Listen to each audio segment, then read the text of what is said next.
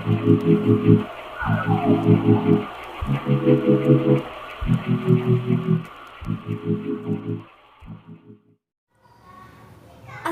warahmatullahi wabarakatuh. Hello everyone, welcome back to our YouTube channel Lazy English 2018. With me Lailatul Khairul Ummah and my partner Verina Yulianti.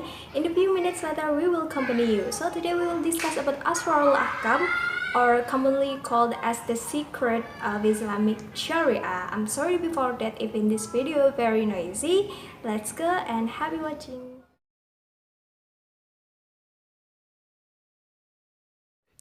Yang pertama, kita akan membahas mengenai pengertian Asrarul Ahkam.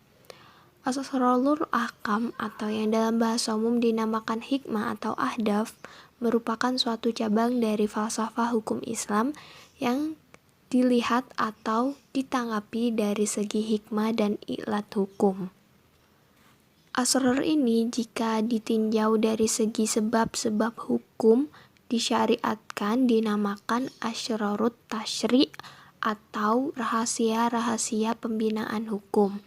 Dan apabila ditinjau dari segi materi hukum dinamakan asrarul ahkam atau asrarus syariah. Yang kedua, membahas mengenai metode asrarul ahkam. Dalam asrarul ahkam diperlukan metode untuk mengungkapkan segala rahasia-rahasia hukum. Para ulama mengadakan berbagai macam pendekatan untuk mengungkapkan asrarul ahkam, yaitu taklili, ta'wil, dan qiyas.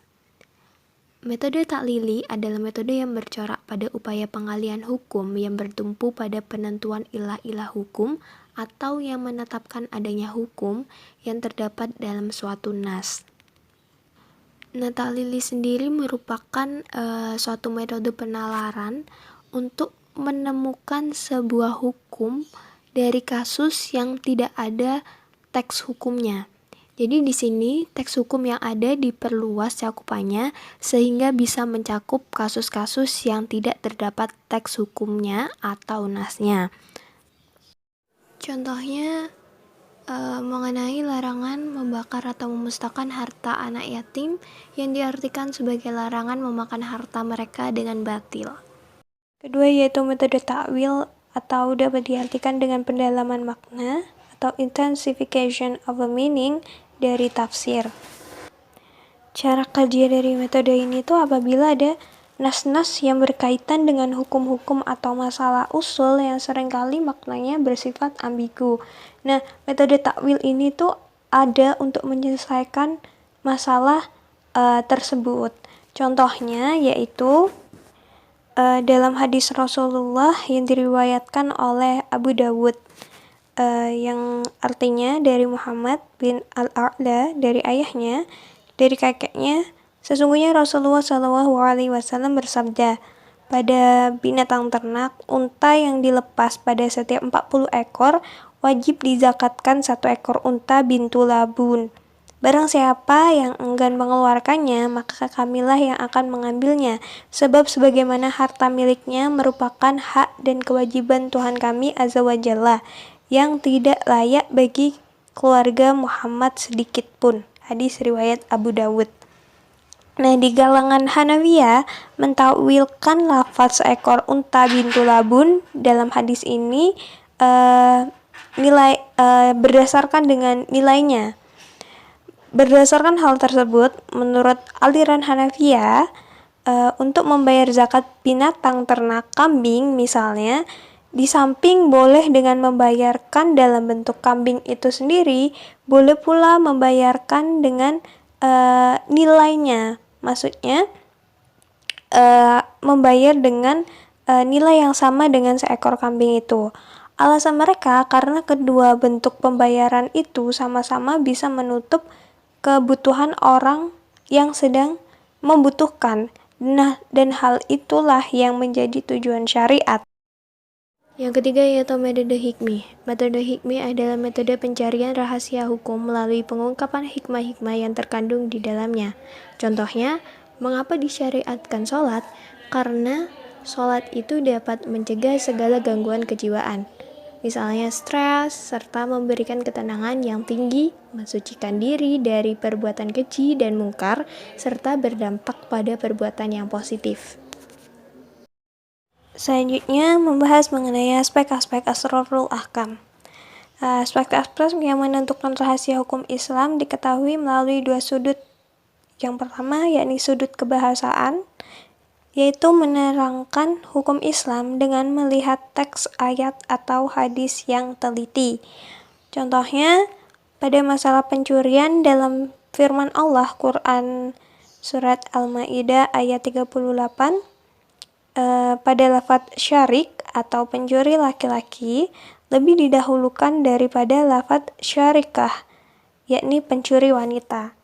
Sedangkan dalam masalah perzinahan, lafaz zaniyah yang berarti pezina wanita lebih didahulukan daripada zani, yakni pezina laki-laki.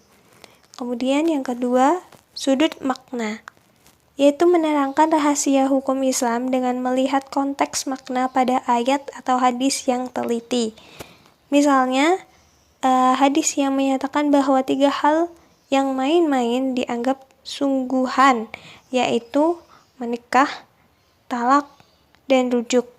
Hal itu disyariatkan agar seorang tidak membiasakan main-main dalam hal yang sakral, sehingga ia berhati-hati dalam menentukan sikap apabila masalah talak, karena talak merupakan pengkhianatan jiwa yang semula disepakatin bersama.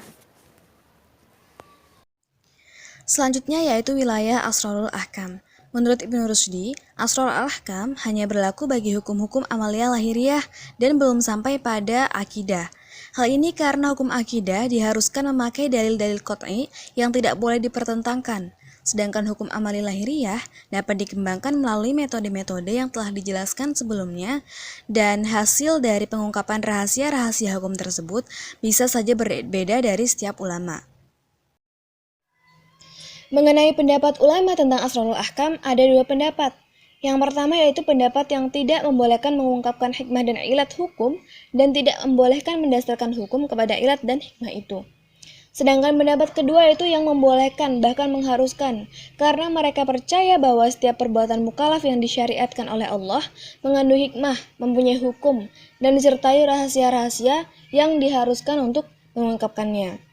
Nah, pada pendapat yang pertama ini, mereka mengatakan bahwa Allah membebani para hamba dengan apa yang Allah kehendaki, baik mengandung hikmah ataupun tidak. Mereka yang tidak membolehkan ini berdalil pada perkataan Umar ketika beliau mencium Hajar Aswad. Umar berkata, "Demi Tuhanku, sesungguhnya aku mengetahui bahwa kamu, hai batu hitam, adalah batu yang tidak memberi mudarat dan tidak memberi manfaat. Andai aku tidak melihat Rasulullah mencium kamu, tentulah aku tidak mencium kamu." Sedangkan pada pendapat yang kedua, mereka berpendapat bahwa setiap hukum mempunyai hukum dan ilat, setiap hukum mempunyai hikmah dan ilat, walaupun tersembunyi bagi sebagian manusia. Dan mereka yang membolehkan untuk mengungkapkan Asrarul Ahkam ini percaya bahwa mendatangkan kemanfaatan dan menjauhkan segala kemudaratan dari masyarakat adalah ghoyah atau hajat dari segala hukum. Adapun ulama-ulama yang membolehkan untuk mengungkapkan rahasia hukum ini antara lain ada Al-Khattabi, yaitu ulama pada abad keempat, ada Al-Ghazali, ulama pada abad kelima yang mengungkapkan Asrarul Ibadah dalam kitab As-Suluk, kemudian Ibnu Abdussalam, ulama pada abad ke-7 dalam kitabnya Qawaidul Ahkam fi Masalihil Anam, kemudian Ad-Dahlawi, seorang ulama besar di India dalam abad ke-12 Hijriah dalam kitabnya Al-Hujjatul Balighah, dan pada masa akhir yaitu ada Al-Fasi yang menulis kitabnya Maqasidus Syariah yang mengungkapkan rahasia-rahasia hukum secara keseluruhan. Selanjutnya akan disampaikan mengenai rahasia-rahasia ibadah. Segala ibadah di dalam hukum Islam dijadikan sebagai wasilah atau sarana dan bukan sebagai ghoyah atau tujuan. Hukum Islam menetapkan bahwa apabila hasil perbuatan manusia tidak kembali kepada kemanfaatan dan tidak berfaedah bagi masyarakat, maka tidak ada kebajikan bagi ibadah-ibadah itu. Ibadah-ibadah yang kita kerjakan merupakan sarana untuk akhlak, untuk mendidik diri, untuk mengobati penyakit-penyakit kejiwaan dan kemasyarakatan, supaya hidup lebih berfaedah, lebih kuat, dan lebih indah, seperti itu. Dan akan disampaikan mengenai rahasia-rahasia atau maksud-maksud dari beberapa ibadah. Yang pertama yaitu rahasia di balik sholat. Sholat bukan hanya sekedar gerakan biasa, bukan hanya sekedar ritual yang wajib dilakukan setiap 5 waktu, melainkan dimaksudkan untuk membaharui kepercayaan dan keimanan kepada Allah dan menghidupkan prinsip-prinsip Islam yang berprinsip amanah, berlaku benar, dan menepati janji. Selanjutnya yaitu rahasia di balik puasa. Kita tahu di Ramadan ini kita wajibkan untuk puasa, dan puasa ini bukan sekedar menahan diri dari lapar, menahan diri dari makan dan minum sejak terbit matahari sampai terbenamnya, melainkan bertujuan untuk mendidik jiwa, membiasakan manusia mengalahkan hawa nafsu dan mengendalikan kecenderungannya, supaya menjadi manusia yang kuat dan sanggup mengatasi perasaan-perasaan hati yang sering mendorong dia untuk berbuat salah dan menghadapi segala sesuatu dengan sabar. Selanjutnya itu rahasia di balik zakat. Zakat juga bukan sekedar mengambil harta dari orang kaya kemudian secara sukarela ataupun secara paksaan diberikan kepada yang berhak, melainkan zakat itu lebih dari itu. Zakat diambil supaya orang yang berzakat itu merasakan bergotong royong dan bertanggung jawab terhadap masalah-masalah sosial. Maka kita ketahui bahwa zakat bertujuan untuk mewujudkan kehidupan ideal yang tinggi, yaitu dengan adanya kewajiban untuk tolong-menolong dan jaminan-jaminan antara manusia semuanya. Selanjutnya yaitu rahasia di balik haji. Tujuan haji yaitu untuk mewujudkan persamaan antara segala manusia dengan suatu jalan amaliyah, dan supaya segenap manusia merasakan apa yang telah dialami oleh Rasul dan dalam melaksanakan dakwahnya, dan mewujudkan suatu tempat di mana berkumpul segala manusia dari segenap penjuru dunia untuk bermusyawarah. Jadi dapat diketahui bahwa hikmah dan goyah dengan disyariatkan ibadah yaitu sebagai jalan perantara untuk mewujudkan kebaikan akhlak serta keamanan dan ketentraman. Selanjutnya yaitu akan disampaikan tentang rahasia-rahasia muamalah. Kita ketahui bahwa bidang muamalah bertolak pada kaidah bahwa segala jenis muamalah itu bebas, boleh kita kerjakan sampai diketahui larangannya. Termasuk ke dalam kaidah ini yaitu kebolehan segala muamalah yang tidak diharamkan syara dan tidak meliputi sesuatu yang haram. Nah, di sini akan dibahas salah dua dari muamalah. Ada pernikahan dan jual beli. Yang pertama yaitu rahasia hukum pernikahan. Manusia bertabiat ingin hidupnya supaya kekal di dunia, dan untuk mewujudkan kekalnya di dunia ini yaitu melalui keturunan, anak dan cucu. Nah, perkawinan ini adalah satu sunnah yang bertujuan untuk memelihara kekalnya jenis manusia.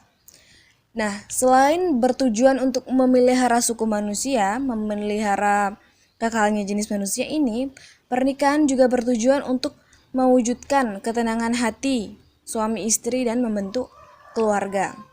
Selain itu, dalam pernikahan ada yang namanya talak. Dalam Islam, talak ini diperbolehkan ketika darurat, yaitu apabila akad suatu pernikahan itu tidak menimbulkan apa yang diharapkan membentuk keluarga bahagia menurut hikmah Allah. Namun, Islam membatasi talak agar istri tidak menjadi permainan di tangan suami. Yang kedua yaitu tentang rahasia hukum jual beli. Kita ketahui bahwa manusia ini memiliki kebutuhan yang tidak terbatas.